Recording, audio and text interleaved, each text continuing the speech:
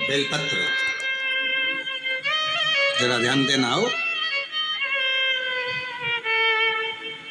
ये बेलपत्र जो होता है,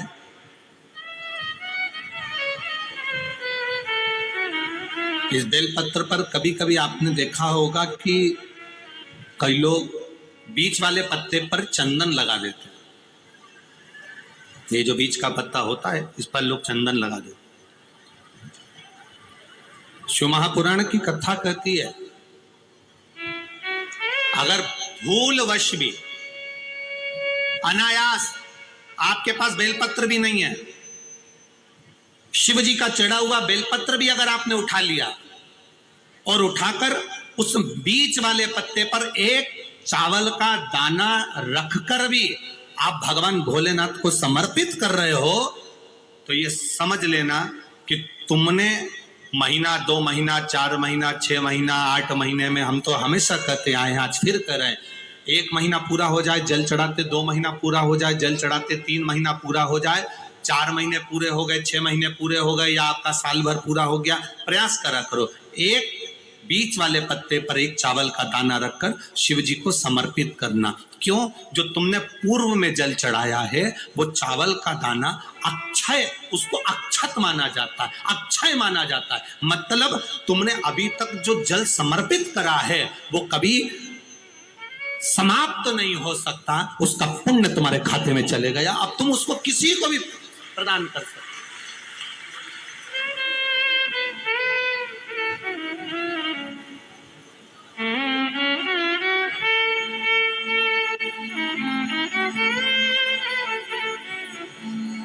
बहन भाई को तिलक करती है रक्षाबंधन पर, माथे पर तिलक लगाने के बाद में चावल लगाती कि नहीं लगाती?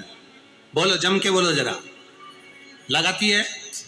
बोलते जाओ जरा। लगाती है, ठीक है। मंदिर में आप पूजन कर रहे हो, घर में कोई अनुष्ठान कर रहे हो, पंडित जी तुम्हारे मस्तक पर तिलक करते हैं तो चावल लगाते कि नहीं लगाते? बोलो बोलो, जम के बोलो। लगाते। तुम्हारे घर में शादी ब्याह होता है तो तिलक करा जाता है तो चावल लगाया जाता कि नहीं लगाया जाता? लगाया जाता। सब समय पर चावल, मस्तक पर कंकु का तिलक, चंदन का तिलक, जो भी तिलक तुम्हारे मस्तक पर लगा है, कोई अगर लगाएगा शुभ कार्य में तो चावल जरूर लगाएगा। बस एक कार्य ऐसा होता है जिस समय पर मस्तक पर तिलक करा जाता है पर चावल नहीं लगाया जाता।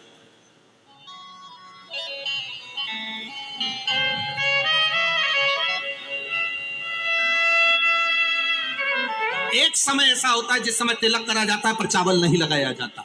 चावल का मतलब है अक्षय, मतलब बार बार भगवान ऐसा मौका लाए, बार बार भगवान ऐसी कृपा करे कि तुम ऐसा अनुष्ठान करते रहो, पुण्य करते रहो, सत्कर्म करते रहो, 16 सोमवार के व्रत करते रहो, चतुर्थी के व्रत करते रहो, तुम छठ की पूजन करते रहो, तीज का व्रत करते रहो, सोमवार का व्रत करते रहो, तुम्हारे घर में हमेशा ऐसे शुभ कार्य होते रहे। केवल अक्षय, अक्षत एक जगह पर नहीं लगाया जाता। कब नहीं लगाते अक्षत को? मस्तक पर तिलक करते समय अक्षत कब नहीं लगाया जाता? केवल एक समय पर। कब? जब घर में कोई शांत हो जाता है, और शांत होने के बाद जब मस्तक पर पगड़ी का क्रम होता है, उस पगड़ी के क्रम पर तिलक तो लगाया जाता है पर चावल नहीं लगाया जाता।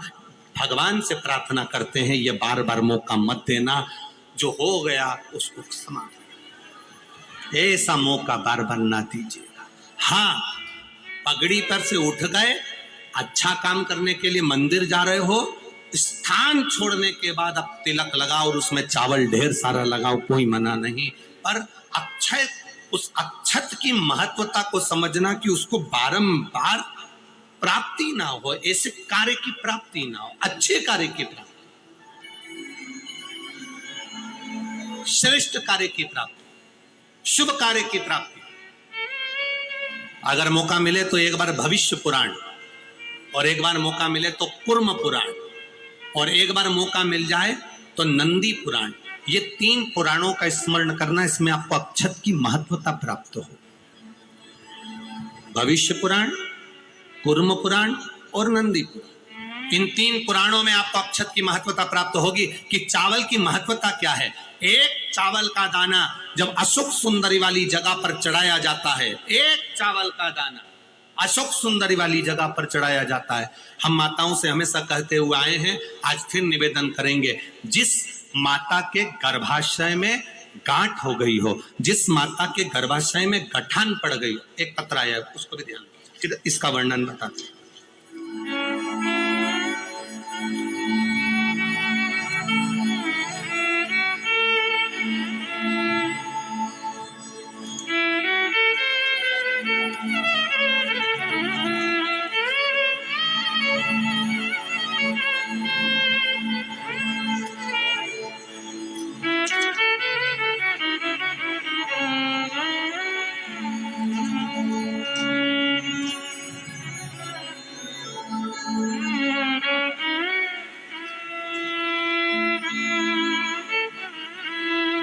मैं गंगा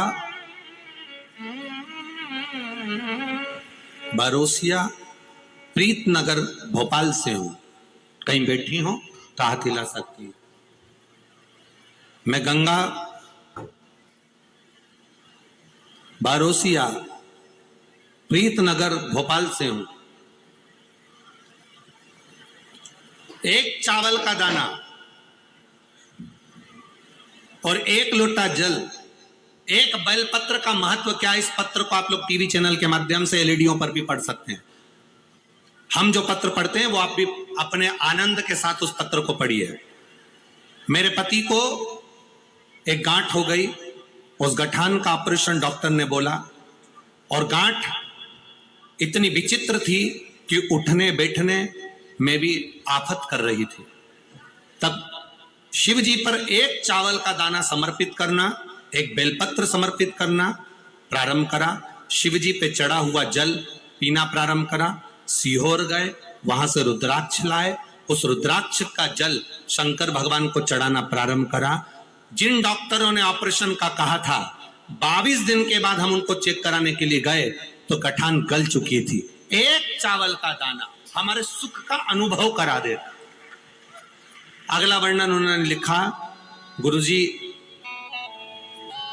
बाबा ने एक कृपा तो करी, साथ में मेरे बच्चे के हाथ में सफेद दाग हो गया था। सफेद दाग हो गया तो हमने डॉक्टरों का इलाज करवाना प्रारंभ करा। आयुर्वेदिक दवाई भी ली, पर वो दाग समाप्त नहीं हो रहा था।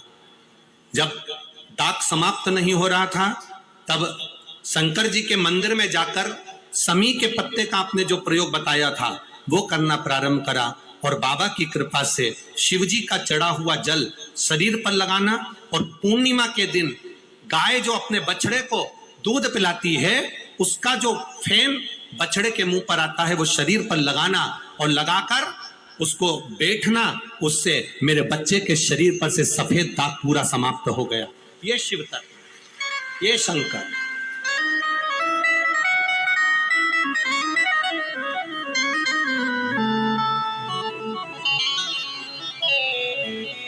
खाली ना जाता कोई दर से तुम्हारे, खाली ना जाता, आप भी बोलिए, दर से तुम्हारे मैं भी खड़ा हूँ नंदी बाहें पसारे, अपने हृदय से लगा लो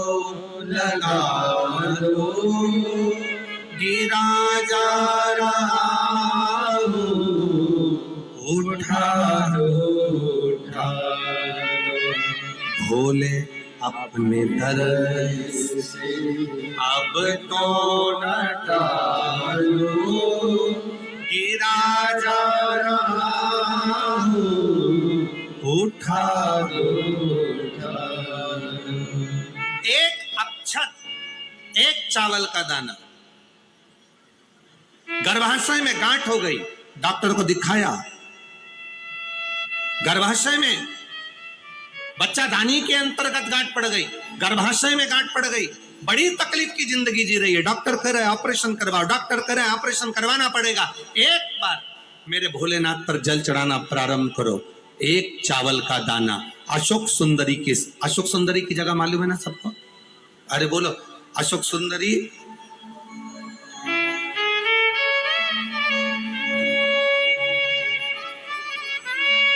जैसे ये शिवलिंग,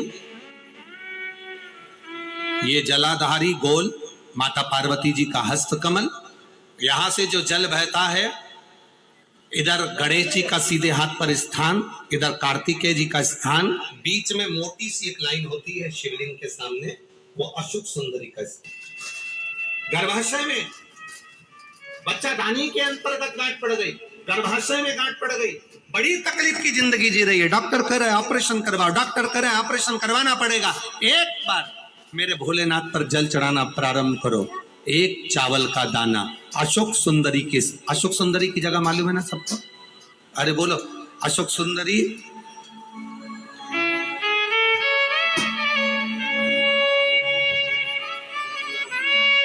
जैसे ये शिवलिंग, ये जलाधारी गोल माता पार्वती जी का हस्त कमल, यहां से जो जल बहता है, इधर गणेश जी का सीधे हाथ पर स्थान, इधर कार्तिकेय जी का स्थान, बीच में मोटी